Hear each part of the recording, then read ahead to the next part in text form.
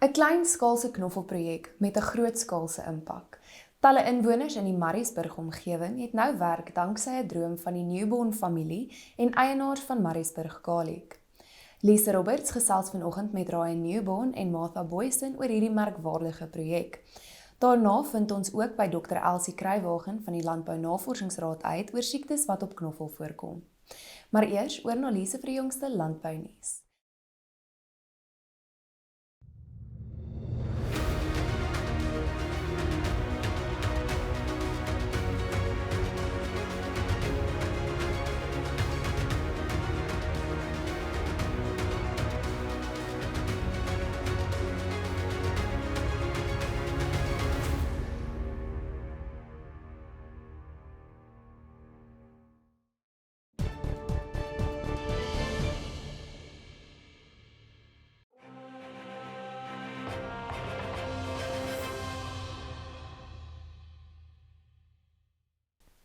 In today's news, sugar giant Illovo South Africa recently concluded its R127 million small-scale sugarcane grower development project.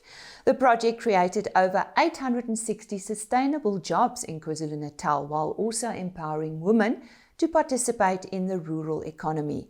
Half of the funding was received by the National Treasury's Jobs Fund. This allowed 119 local contractors to increase the supply of sugarcane for Illovo's undersupplied Sizela factory. In the process, the original forecast of 150,000 tons per annum was doubled. Die sluitingsdatum van vanjaar se Standard Bank Shannon Blank Top 10 uitdaging is om die draai. Hierdie geleentheid vind vanjaar vir die 8ste keer plaas. Shannon Blank verteenwoordig tans 14% van die land se wynuitvoere. Dit is meer as enige ander kultivar. Ken Forrester van die Shannon Blank vereniging meen dis nou 'n uitstekende tyd om Shannon Blank te maak.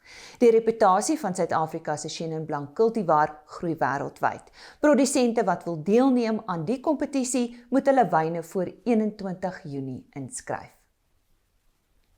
En jong boere, hier is ook julle laaste kans. Inskrywings vir vanjaar se TLISA Jongboer van die jaar sluit vandag. Die kompetisie word in samewerking met Santam Landbou, Manitou, CMH Fort en Introlab aangebied. Die wenner kan onder andere 'n reis na Parys in Frankryk losslaan. Jong boere van 35 of jonger en wat lede van TLISA is, kan inskryf. Die beoordelaars besoek die finaliste op hulle plase, waarna die wenner op 1 September tydens die kongres bekend gemaak word. En dis dan vandag se nuus. Netafim. Grow more with less.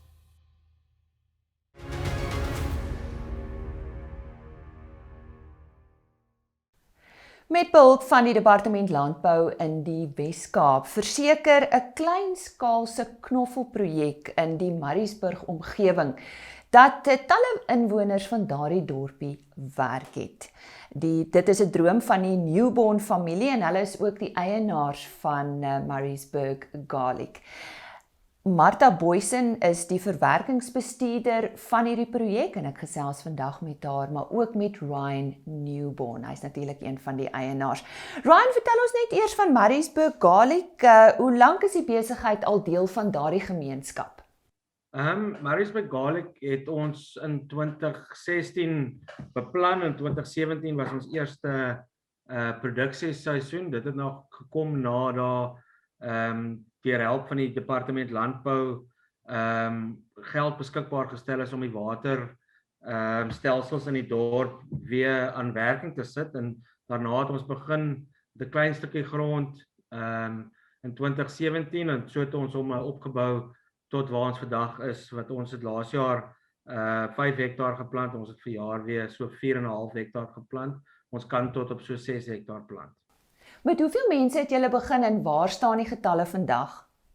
Kyk, toe ons begin het, was dit maar 'n proef, so dit was maar tydelik, en ons het maar werkers ingeneem, maar dit was maar 1 man daai tyd, en toe 2 manne, en so het ons nou opgebou, ons het vandag 6 permanente werkers, en dan in seisoentyd, wanneer ons oes en pak, en dan weer planttyd, neem ons tot in 30, 35 mense, in tydelike mense om ons te help, ja. So plant julle self knoffel, verwerk en verpak dit? Ja, ons plant in Maart maand elke jaar en dan die groeiseisoen gaan deur tot in November maand. November oes ons probeer alles hang om droog te raak voor die Desember vakansie. So 16 Desember is alles in die droogproses en dan in die eerste week in Januarie wanneer ons opstart, begin ons verpak en dan bemark ons tot so April wanneer ons weer plant. Martha, nou wil ek graag met jou gesels. Jy stap al 'n paadjie saam met die familie en die besigheid. Vertel ons 'n bietjie daarvan. Eers was ek tydelik by die knoffelprojek, omdat ek vir oupa geversorg het. En na 2019 is oupa mos oorlede, toe het ek voltyds oorgegaan na die knoffel toe. Deurdat Rein kan my vertrou om vir my te bel, en ek gee dan bevele vir die werkers hier aan Murraysburg kant. So het ons voortgegaan, maar elke ding was 'n suksesvolle storie. Wat Rein, as hy gekom het en het kom kyk, dan was hy baie tevrede waarmee ons besig is, en so kon ons nou met hierdie handplan baie meer mense aanstel, wat vir ons voel as 'n geleentheid vir werkskepping, omdat ek weet Murraysburg het baie swaar, hier is nie werk vir Murraysburg mense nie. Het ek gevoel, dis nou die perfekte gedagte wat kry en Rein het om ons te help hier op Murraysburg vir werkskepping. Ons doen dit met uitdaging, dis vir ons so interessant, want ons het nie in die begin met knoffel gewerk nie, dis hoekom dit vir ons so verskriklik lekker is, en deur dit leer jy nog elke dag aan, wat jy kan doen en vorentoe doen, soos ons sien so verskriklik uit, wanneer ons nou kan ons spesialiteite kry, dat ons kan meer en meer leer, want ek is verskriklik lief vir bak, brou, jam, kook, die tipe dinge, dis my baie interessant. Nou, dis my wonderlike uitdaging, wat kry ek en Rein aan my verskaf het om my bestuurder te maak, want ek is het weer, want ek verlang al daarna, om die mense te reël, omdat ek weet, jy moet van 'n plaas afkom, om mense te bestuur. So, dis baie interessant vir my, ek waardeer dit verskriklik.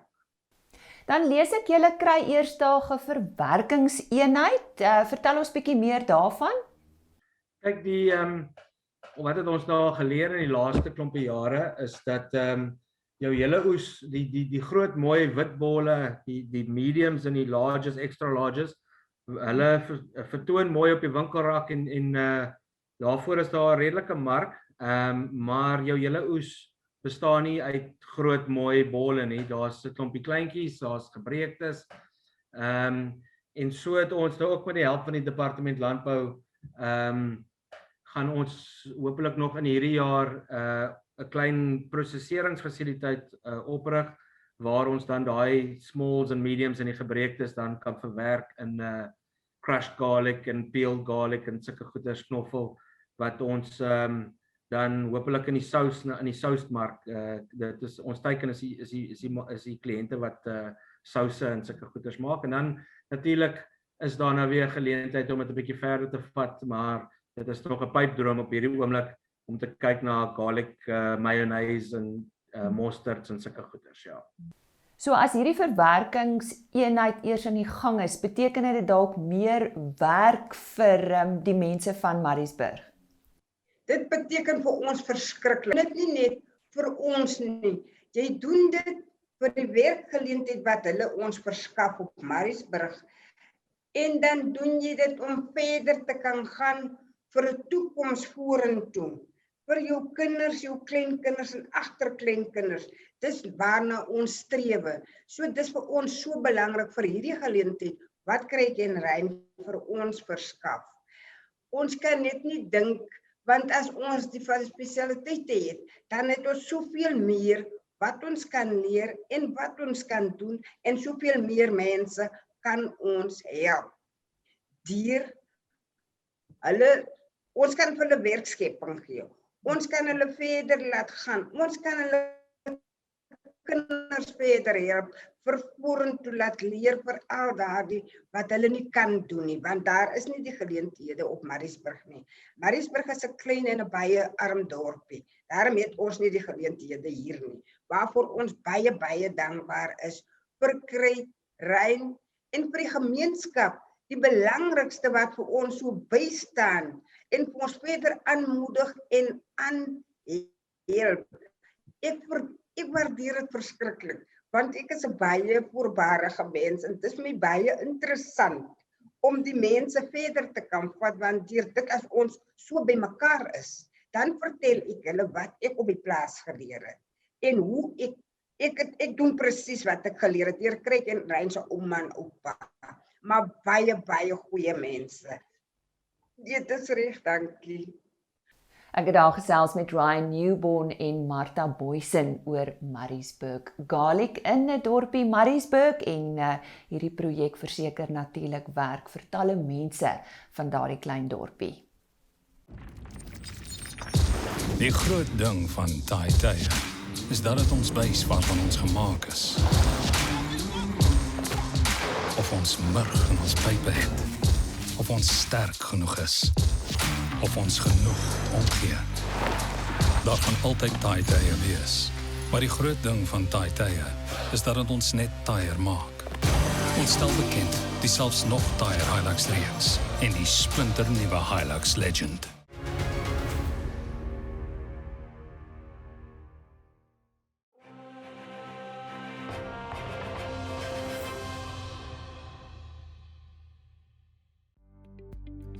Good morning viewers. In this week's commodity price report, we can see that almost all prices in the red meat industry decrease week on week after a few weeks of really strong prices. The A2 beef carcass price decreased with 0.2%, while the C2 carcass price increased with 0.9%, and the weaned calf price decreased with 1.8%. In terms of lamb and sheep meat, the A2 lamb carcass price decreased with 1.6% week on week, while C2's decreased with 0.3%, and the weaned lamb price decreased quite sharply with 4.9%. Pork price is a little bit up from the previous week.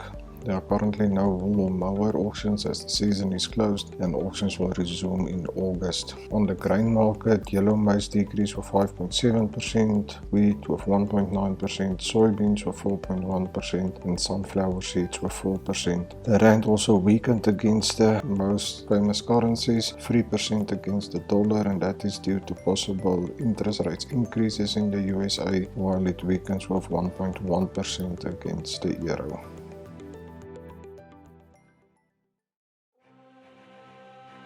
NutriFeeds, die formule vir sukses.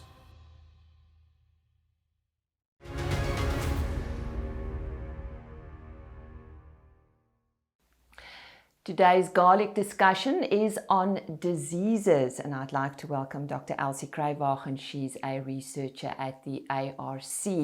Elsie, what kind of diseases can affect garlic? Good morning. Good morning. Well, there's actually quite a few that can affect garlic. These are mostly caused by fungi and then to a lesser extent by viruses and bacteria. Now, there are over 35 fungal diseases that can affect garlic.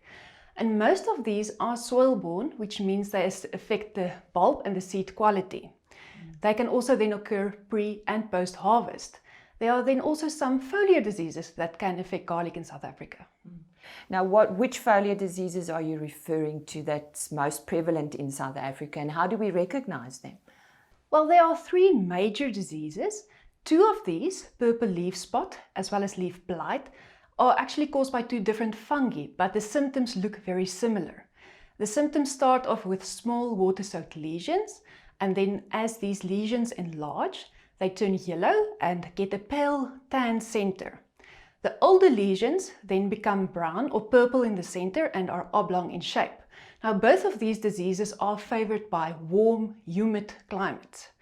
And then the other disease that is also very important is, of course, rust. Now, rust starts off as small leaf specks that then, when they enlarge, get these very characteristic orange pustules on both sides of the leaves.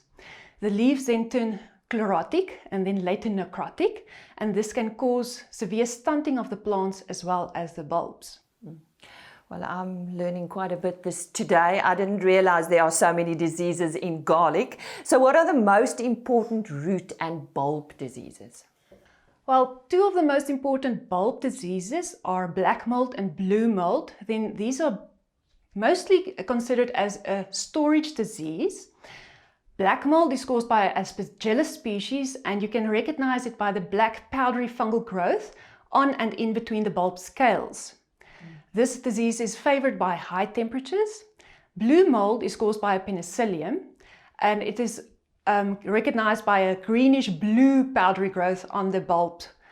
But this disease actually starts off as a water-soaked lesion on the cloves, and then it can also cause death of the planted cloves before the plant even emerge. So it's not only a storage disease, but can also actually cause disease in the field.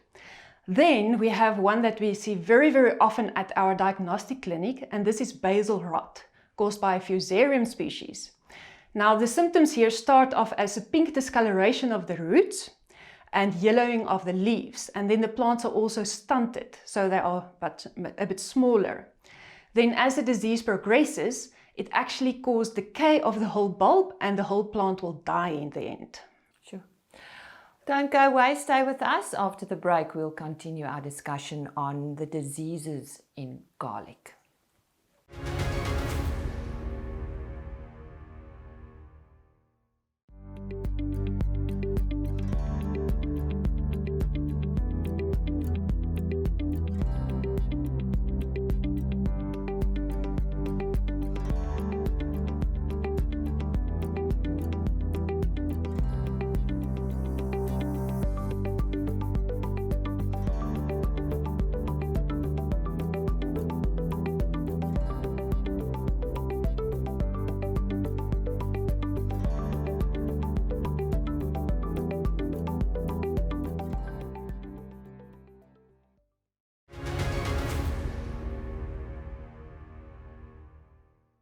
We're discussing garlic diseases with Dr. Elsie Cruywagen. She's researcher at the ARC. Elsie, how do farmers diagnose disease problems? I mean, it's not the easiest thing to do, I suppose. It can be quite confusing, but luckily we do have a diagnostic center at the Agricultural Research Council. We used to be the vegetable and ornamental plants. The name has recently changed, so it's now vegetable, industrial and medicinal plants, but we are still situated there close to Roodeplaat Dam, and farmers are welcome to submit samples, and then we can diagnose their disease problems for them. And you are working very closely with the producers' organisation? We do have a good relationship with them. Good. So how do we control these diseases? And that's why we've got you here today. Well, there's luckily quite a few options. The very important one, of course, is starting with disease-free planting material, and also with chemically treated planting material sometimes.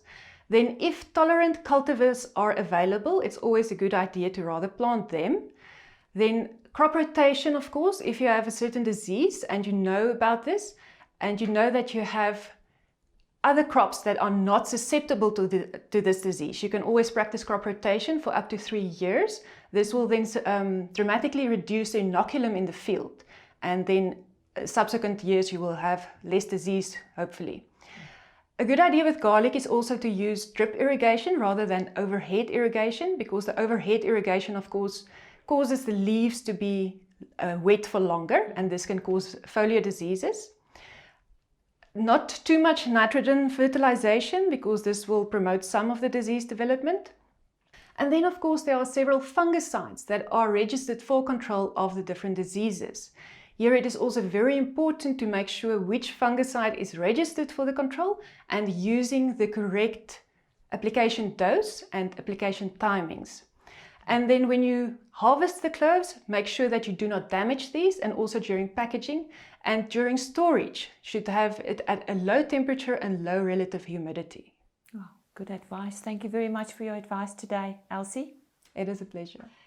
Dr. Elsie Cruywagen from the ARC, and her topic of discussion today was diseases in garlic. And please contact the ARC if you have any questions.